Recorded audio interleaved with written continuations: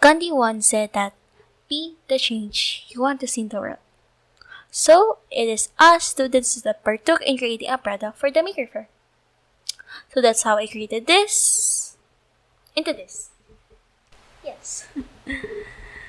Well, for this third and fourth quarter, it was I and many other fellow students that have brainstormed on these ideas on how we can help and create a project that is simple but also helpful within our lives. So as I look at my surroundings, I start to look at this one plant. Watered daily but looked a bit down.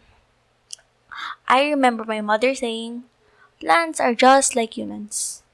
Meaning that plants also need nutrients and energy to survive just like us. With that coming into my mind, what I want to create is a simple way on how we can help this living organism. Ooh, Eureka had just come into my mind. Ah yes, I'll create a homemade fertilizer. This would also be a great message to show for people who appreciate gardening. From that, I now began the research of my product. First, I searched far and wide for different fertilizers. I ended up finding that there are two types of it. One is chemically made, while the other is organically made. It is chemically made fertilizer that greatly affects our biodiversity. Instead of helping the crops and soil in improving its state, this creates the opposite. In the long run, chemically made fertilizer ruins its soil and fertility of ever cultivating crops in that land. Due to that being the case, it means that it would greatly impact our biodiversity. This will drought the supply of crops and plants that gives out oxygen for us to breathe and nutrition for all living organisms.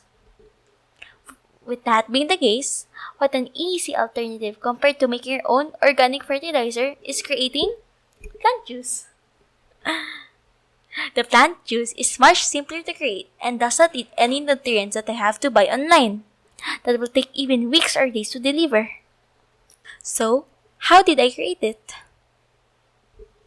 What I had to do is to chop some banana peels into bite-sized pieces for easier handling, then crush some eggshells into a container. Mixing both together, and then submerge it with water. Well, it was simple enough to do, though we just have to play the waiting game for around 2 to 3 days. So as the opted amount of time had reached, I scooped out the chopped peels and crushed shells and used it for compost. Then transferred the plant juice into a compact, slim bottle. Designed the label and some instructions, then tada! That would be the final output of our product.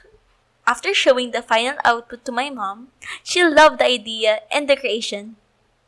She was the inspiration coming up with the label name of my product, since she's nowadays called a plantita, a jargon for a plant plus tita or aunt. That's why I ended up calling it plant tea since they've rhymed enough.